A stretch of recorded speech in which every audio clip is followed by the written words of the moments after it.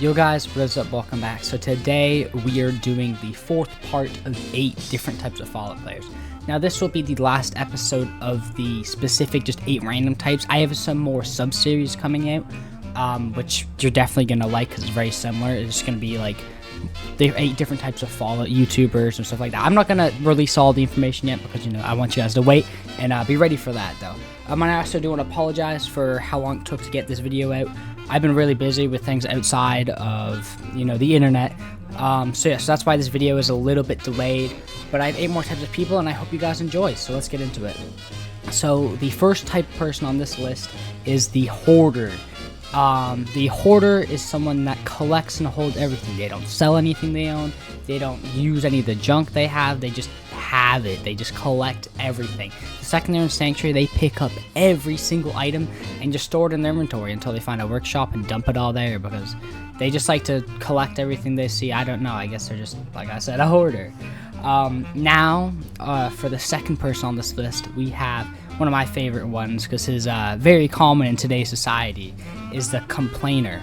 Now, this is the type of person that every single time there's a new leak on the next game, there's anything based, any opinionated thing in Fallout or anything, they just have to complain and complain and complain. They updated the game's graphics. They complained about, I missed the old one. They're coming out with a new game, and it's not something to play somebody, I wish it was here, whatever. They die because, I don't know, they didn't use a stim pack early enough. It's not my fault. It's the game's fault. It's the movement system.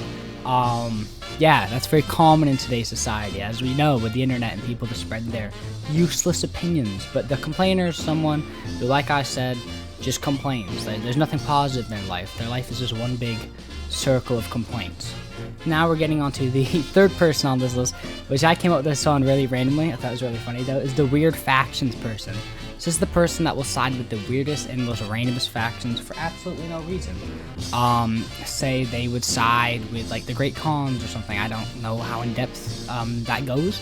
They'll side with very useless factions. Like they'll side with the Railroad. Who sides with the Railroad? Like why would you side with them? Or and then like in Fallout New Vegas, they'll side with something like the Khans. I don't know if you can finish the story with the Great Khans though. I haven't pursued that. But say they would just side with something that is completely useless and irrelevant. It's unnecessary to the story. So that's like the so I mean, it's just they'll side with whatever. I don't really know how more because I know Fallout 3 you can only side either with the Enclave or the Brotherhood, which are both respectable, and I don't know about any of the earlier games. But they'll always side with someone who is completely useless to the story and just makes no sense to side with. They have no common sense in their brain. Now getting on to the fourth person on this list, and this is the Trick Shot.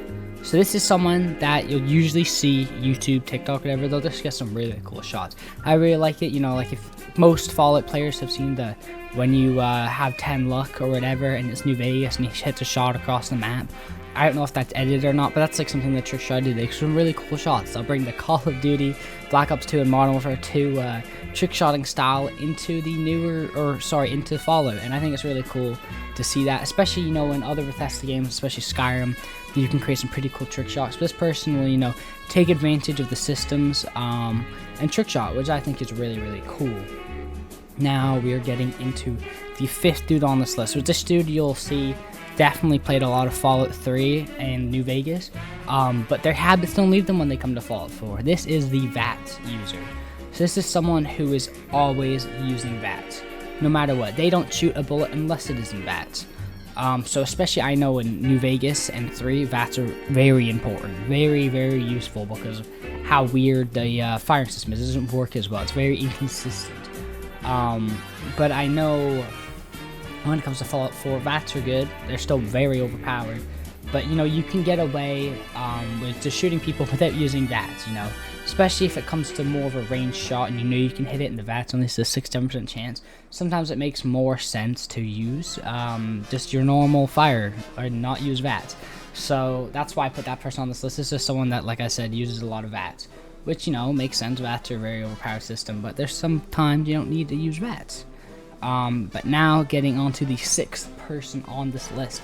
This one is pretty funny because this is me in Fallout 76 because I invested in a lot of bad stim packs. This is the stim pack abuser. This is someone that doesn't eat food for health. They don't do anything or use anything for health other than stim packs. So popping stim packs. They definitely have a hotkey or something on their controller. Stim pack, stim pack, stim pack. And I'm guilty of it. Guilty as charged. I stim pack a lot. I really do overuse my stim packs to a point where I'll run out of stim packs. Something that shouldn't happen, especially in 76. So I have it to buy a couple. Like, I'll see people's camps. They'll be selling like stim packs for like 2 to 5 caps. I'll just bulk buy them. But yeah, that's one thing I'm guilty for, is just popping stim packs constantly because I don't feel like going through all my other food items, especially in 76, a game where if you're in the middle of a fight and you need to use like a healing item, you can't really just pull out your Pit Boy and just pick what you want. You have to use that stim pack. So yes, that is the stim pack abuser. Now we got 2 more people left. Number 7 is a friend of mine. This is called Mr. Graphics. This is someone that all they care about is graphics. So I was talking to him last night, but Fallout 76, and even though it just holds conversation of graphics, he's someone that will spend half his time on the game in the graphics, which I think is pretty comedic. But this is someone that obsessed with just like adjusting their graphics, changing how they look, and all this stuff, and making sure their game looks pristine, which is understandable. You know, if you have a good GPU or whatever, make your game look nice. But they spend way too much time optimizing the graphics at the point where, like, you should just be playing a game where you try and make your game look as beautiful as possible, because it really, at a point, like, either I'll just max it out, go all medium, or go all low, just according to my FPS. I don't go all in depth to that other stuff of like, oh, I gotta get my render resolution here and all this. But I mean, you know, like I said, if you have a good GPU or whatever, or a good system, definitely use that to your advantage. But don't spend too much time, because you're kind of wasting your time sometimes. Just put it on max graphics. Like, you don't need to have like an exact number of FPS or whatever. Even though, now we're getting on to the last person on this list, and this is the play another game. These are especially directed at content creators. All they play is Fallout. I don't understand how they do it. I don't know how they can't play another story game, or even another Bethesda game, or like anything else. They're just obsessed with Fallout, and they can never seem to play something else. Which I get it, you know, Fallout, amazing game, but try something else maybe. You know, you don't have to play Fallout every day for the rest of your life. It's suggested not to do that, because it probably could get very boring. But that is it for the top 8 types of Fallout players. So this is the last for just the 8 types, but there'll definitely be some sub-series. Probably not this weekend. I got some things that I have to do. I'll be busy. But yeah, that's it for the list. I hope you guys enjoyed this video. I want you guys to remember, like and subscribe. Thank you guys for watching, and I shall see you guys in another Fallout video, or any video for perhaps. And I'm not the last guy on the list. Even though, that's it. Thank you guys for watching.